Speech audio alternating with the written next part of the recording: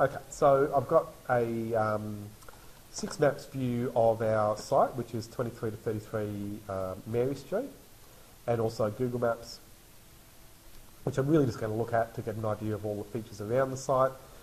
This is one where you really have to go and visit the site to get a better idea of what's nearby, but it definitely helps to have the Google Maps there. But again, I'm going to use the 6 maps as the one I'm going to insert into Revit to trace off mostly.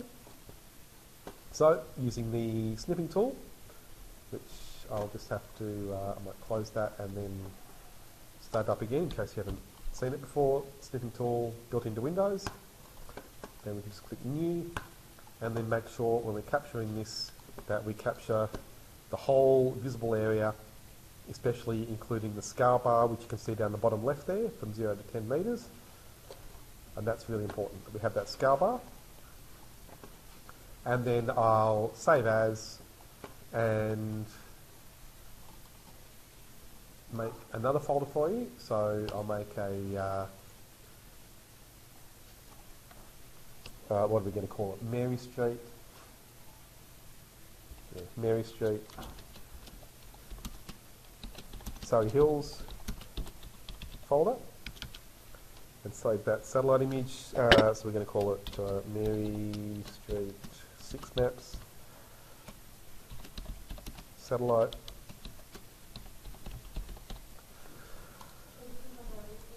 Yeah, on the P drive. Yeah, so you can use this one if you want to. Yeah. So now, but what you might find is that later you might need additional satellite images if you want to make the buildings going out further. Then you can bring your own into a new view as well.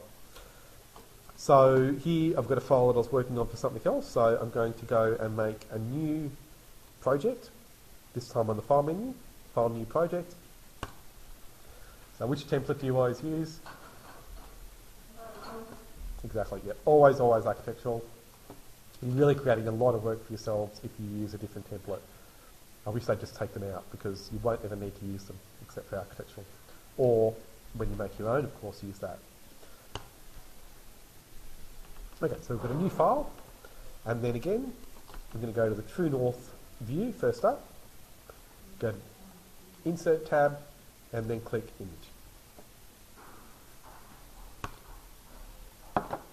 So then I'll browse, again, onto the P drive, or Student Resources, Interior Design. If you're lucky, your subject folder is the first one in the list, 3D and Digital Presentations, and then this time, Mary Street, Surrey Hills, and then Mary Street site, 6 maps satellite.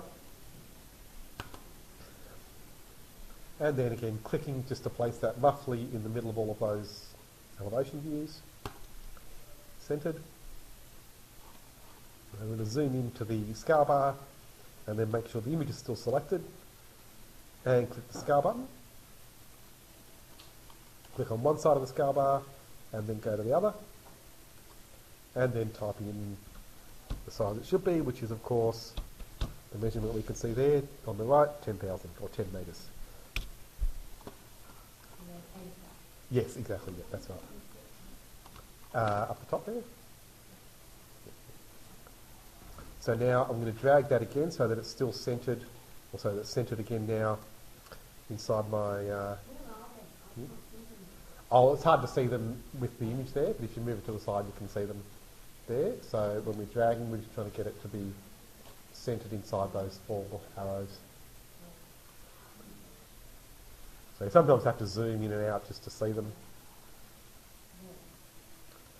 But you can probably see the section line a bit more easily to help centre it. It doesn't need to be perfectly centred, as long as it's centred by eye. That's fine. Okay, so then this building might be oriented a bit differently. So how do you think you might want the plans to be set up when you print out your sheets? So which... Yeah, that would make sense, I think. For a building like this, if you look at the proportions of the building, it would probably make sense to have the plan on a landscape page. That makes a lot of sense. So which side of the building then do you think should be at the bottom? It's really up to you, but I know what I'd be thinking. So I'd be thinking that this end on the right, that's where your entry is going to be. So it might make sense to have that at the bottom, but it's up to you. But that's what I'll do. So this wall here, that's where your main entry to the hotel might be. You could do it either way. You could have it the other way too, because that's Reservoir Street here, and that's also street facing. So if this side's at the bottom, then that's going to be on the right. And that might not be the best. So maybe the other way. What do you think? If you have the main entry then at the top, and then this side could be on the left, that might be better. But it's really up to you. You can have it either way. And there is a nice option in Revit. If you decide at some point that you need to change the orientation, you can rotate the whole project afterwards. We'll come back to that, but if you don't panic, if you realise you've got to change it later, there is a way of doing that. On the Manage tab, you've got the option here, that Rotate Project North, which is greyed out, but that's how you do it. So what I'm saying is it doesn't have to be perfect, but it's good to think about it at the very beginning when you set it up. So I'm going to say actually the opposite to what I said at first. I'm going to say this wall here, that's going to be our main street-facing wall, and this one here as well. So I want this edge on the right to be at the top. So while that image is selected, on the Modify tab, you've got the Rotate button, which I'll click. And I'll drag my little base point onto the corner of the building here on the bottom right. And then, notice how Revit snaps to angles. So you can see there, I'm moving the cursor, I'm trying to go onto the edge of the building, and notice it'll go next to that, but it's not letting me snap right onto the edge that I want. So, do you know what to do when that's happening? How to stop it snapping like that?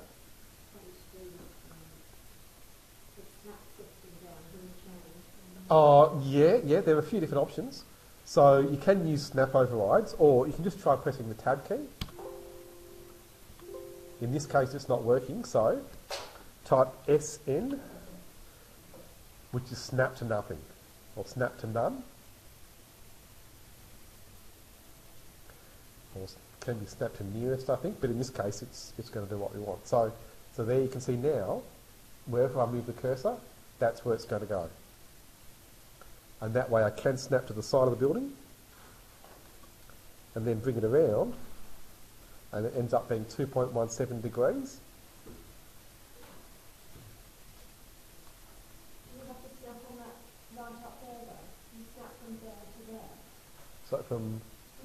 Yes. From here to here. I did, yeah. Or I went onto the side of the building, any point along that edge on that wall. And then what happened? And then you clicked. And then I brought it around to be vertical. Oh, you moved it, did you? Yeah. So I'll maybe just repeat that, because I'm going to rotate again, but I just want to do that first to get it aligned. So again, I'll click Rotate, and drag the base point onto the bottom corner, and it can help to zoom in to get it right on the corner. And again, this is where it's going to have the problem snapping to the point I want. So I'll type SN, and then I'll just click on the corner to make it clear, on the top right corner, and then bring it around. And this time it's 2.6 something, but it's close enough. Okay, so I've got that then oriented at right angles, and then I'm going to rotate again, and this time just bring it around 90 degrees. Right, so that's how we want our plans to be. That's why we do that. But there, if you're still a bit confused about why I'm doing the true north, then you should be, because that won't be obvious until you start using true north later with the sun. But the final step is to now set true north. Okay, so we've got the building oriented, how our plans are going to be. And again, we can flip it if you decide later that you want it to be different. You can rotate it 180 degrees, and that'll work too. I think this is probably a pretty good orientation. So now I'll go to the Manage tab, and then under Position, rotate true north. So how do we know which way north is?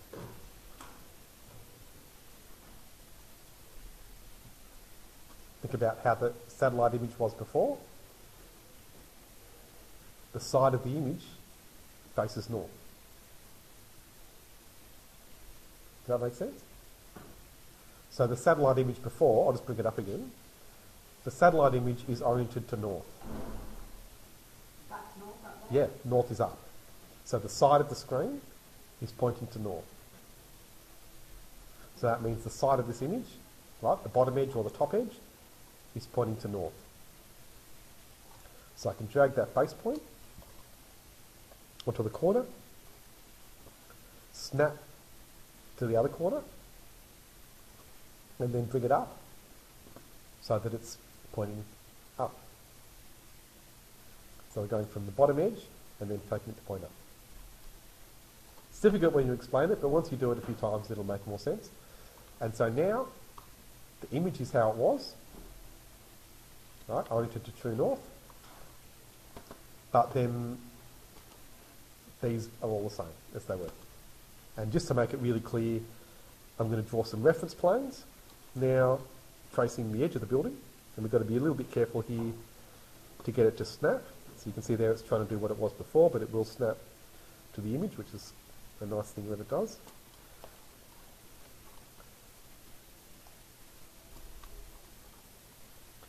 So I'm doing a few little things here, like snapping the perpendicular to get this to be at the right angle.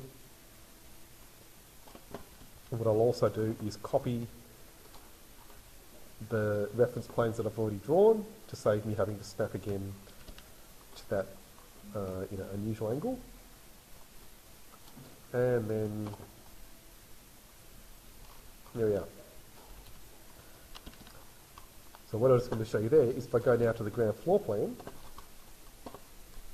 we've got a bit of a layout of the site, but what I'm going to show you is just one last thing that you won't have to do in that Monoval project, but here, because it's a big site and the angles are going to be a little bit off, you notice how they're coming up with these measurements.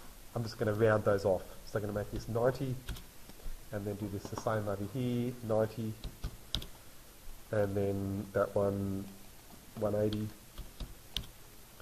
and then this one the same. Why do you think that's important? Pretty much, exactly, yeah. We don't want to type in 89.93 for every wall that we draw. And that's a standard process. And there's something you learn from experience. When you're first setting up your projects, if you just rationalise it and establish those basic angles, I know it's a bit of work at the beginning, but once you've done it, it's set up for the whole project, and it just makes everything much easier as you go and set up all the detailed objects. So we can see then in the floor plan for the different levels, and in our main site plan, we can see the reference plane, so we know where the building is.